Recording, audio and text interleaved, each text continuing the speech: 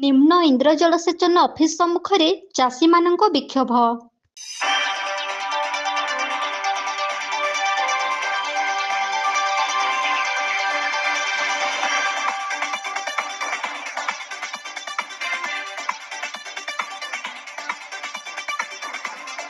ନୂଆପଡ଼ା ଜିଲ୍ଲା ଖଡ଼ିଆଳ ବ୍ଲକରେ ରହିଛନ୍ତି ଅନେକ ଚାଷୀ।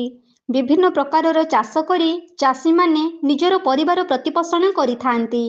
ଚାଷ କାର୍ଯ୍ୟ ପାଇଁ ମୁଖ୍ୟ ସମସ୍ୟା ପାଣି ହୋଇଥିବା ବେଳେ ନିମ୍ନ ଇନ୍ଦ୍ର ଜଳସେଚନ ଦ୍ୱାରା ଚାଷ ଜମିକୁ ଜଳସେଚିତ କରାଯାଇଥାଏ, ଯାହାଫଳରେ କି ଚାଷୀ ପାଣି ସମସ୍ୟାରୁ ମୁକ୍ତି ପାଇଥାଏ।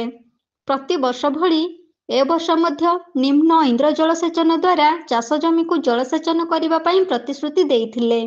ଏ ବର୍ଷ ମଧ୍ୟ ନିମ୍ନ ଇନ୍ଦ୍ର ଜଳସେଚନ ପ୍ରକଳ୍ପର କ୍ଷେତ୍ରୀୟ କାର୍ଯ୍ୟାଳୟଠାରେ ଖରିଫ ଚାଷ ଏବଂ ରବି ଚାଷ ପାଇଁ ଡାକବାଜି ଯନ୍ତ୍ର ଦ୍ୱାରା ଘୋଷଣା କରିଥିଲେ। ଜାନୁଆରୀ ମାସ 1 ତାରିଖ ପ୍ରଥମ ବର୍ଷର ରବି ଚାଷ ପାଇଁ ଘୋଷଣା କରି କେବଳ ଧାନ ଚାଷ ବ୍ୟତୀତ ଡାଲି ଜାତୀୟ ଚାଷ କରିବା ପାଇଁ ମନା କରିଥିଲେ। କିନ୍ତୁ ବର୍ତ୍ତମାନ ସରକାର UGPL ମାଧ୍ୟମରେ ଓ ମେଘା ପ୍ରୋଜେକ୍ଟ ସାହାଯ୍ୟରେ ପାଣି ଯୋଗାଇବାରେ ପ୍ରତିଶ୍ରୁତି ଅନୁସାରେ ସରକାର ବିଫଳ ହୋଇଛି।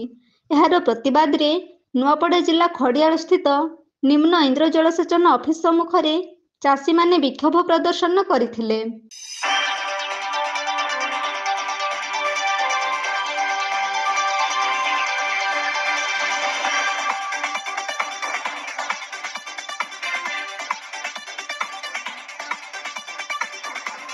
ଜୀବନ ଜୀବିକାରେ ଚାଷ କାର୍ଯ୍ୟର ପ୍ରତିବନ୍ଧକ ସୃଷ୍ଟି ହୋଇଥିବା ବେଳେ ଶତାଧିକ ଚାଷୀ ବିକ୍ଷୋଭ କରିବା ପାଇଁ ଓହ୍ଲାଇ ଆସିଥିଲେ।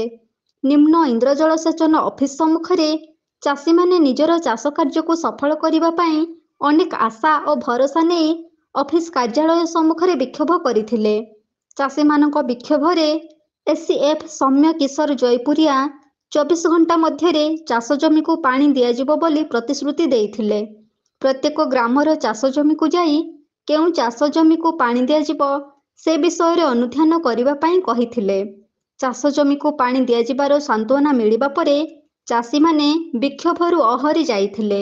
ଚାଷୀମାନଙ୍କ କହିବା ଅନୁସାରେ 24 ଘଣ୍ଟା ବଦଳରେ 7 ଦିନ ସମୟ ଦିଆଯାଉଛି। ତଥାପି ଚାଷ ଜମିରେ ପାଣି ଦିଆଯିବା ଦରକାର। ଯଦି ଏହାର ବ୍ୟତିକ୍ରମ ଦେଖାଯାଏ ତାହେଲେ ଆଗାମୀ ଦିନରେ ବିକ୍ଷୋଭର ଉଗ୍ରରୂପ ନେବା ସହିତ ଭୟାବହ ଆନ୍ଦୋଳନ ହେବ ବୋଲି ଚାଷୀମାନେ ଚେତାବନୀ ଦେଇଛନ୍ତି।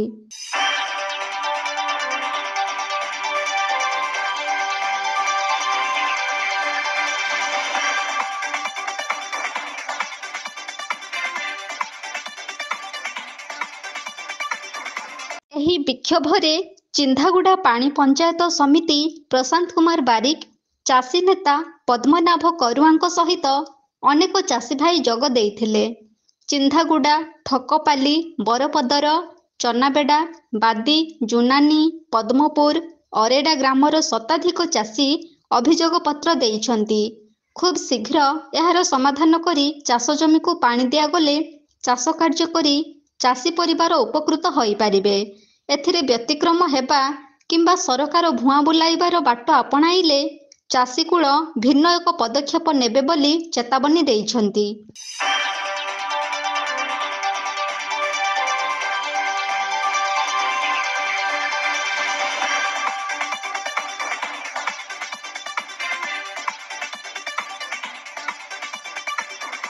ନୂଆପଡ଼ାରୁ ଲୋକନାଥ ପଟେଲଙ୍କ ରିପୋର୍ଟ, AB ନ୍ୟୁଜ୍।